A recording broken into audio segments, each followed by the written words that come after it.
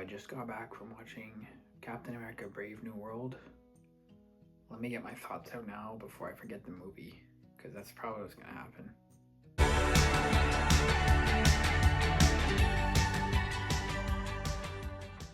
To review this movie, you need to talk about The Incredible Hulk,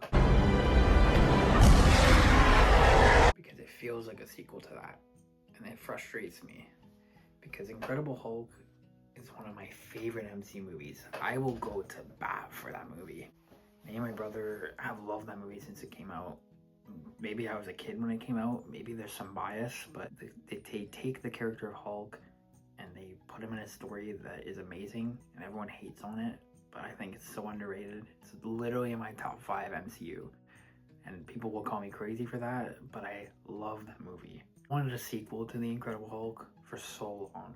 There should have been one, 2010, 2011, and this is that movie, but there's no Hulk. Spoiler review warning. I feel really bad for Anthony Mackie and Sam because he finally gets a movie, and it's a Hulk movie. You've got Red Hulk, spoilers. You have the Leader after 17 years. Now the Leader was a huge character before the MCU, a huge Hulk villain. He was in coloring books, there were toys, he was portrayed as one of the biggest Hulk villains. I've waited 17 years. Ever since you see the gamma leak into the blood on his head, I've waited so long to see that and see him up against Hulk. It's 2025. The Incredible Hulk came out in 2008. And we're seeing the Leader. And we see the Leader, doesn't have his big head, doesn't have his stupid goatee, and he doesn't have his orange jumpsuit, evil scientist suit. He's just a guy with a weird, ugly zombie brain and a sweater. It's unfortunate. Now the acting's good, but in the screen time he gets, it's not much. And he's the reason for Red Hulk. So I feel like if you take Captain America out, give him a better storyline somewhere else with a Captain America villain, then you put Hulk in, you would get an amazing Hulk sequel. That's the thing about this movie, you can tell it was reshot 4 times. Everything's kind of woven in. You've got the Serpent character. Now the Serpent Society we know was in this movie. Seth Rollins was Are you done? Gonna be playing one of these people.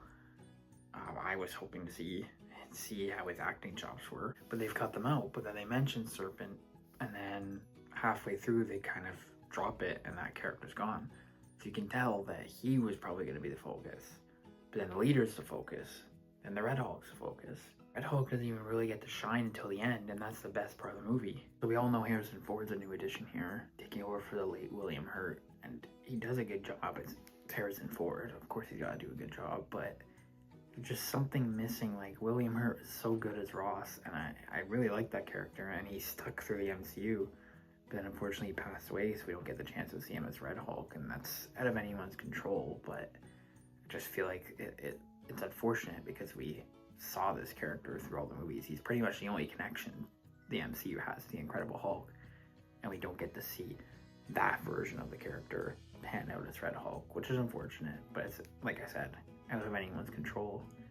Harrison Ford does do a great job, and he looked really good as Red Hulk, so I will give him that. Now, a big complaint going back to the Incredible Hulk is that Betty is here. She's on the phone with him just before he turns into Red Hulk. And we could have had a scene where she calms him down, similar to Black Widow calming down Bruce.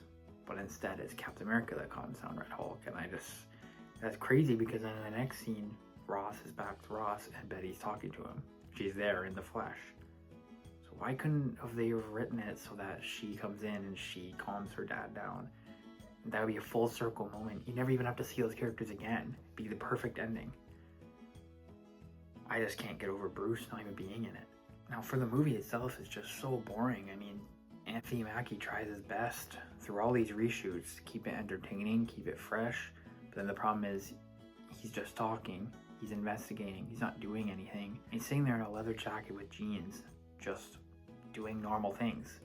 There's about 3 fights I can remember, and they are quick fights, and he's just investigating, talking to people, and these side characters are not very good. You've got bad actors playing boring side characters. Some of them are a big focus to the story, and it's hard to get through. It really drags on. Like I said, Anthony Mackie does his best. He does a good job. He's great as Captain America, and I want to see more of him. It's just, this movie's hard. It would be a good Incredible Hulk sequel, not a good Captain America movie. That's my consensus on it. I've given it 6 out of 10. I'm gonna be honest, I'm tired. I've gotten a lot of my thoughts out.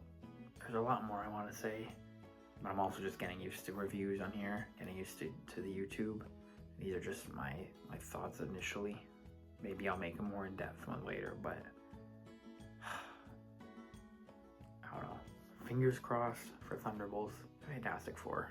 Thanks for watching. I hope you followed the spoiler review warning.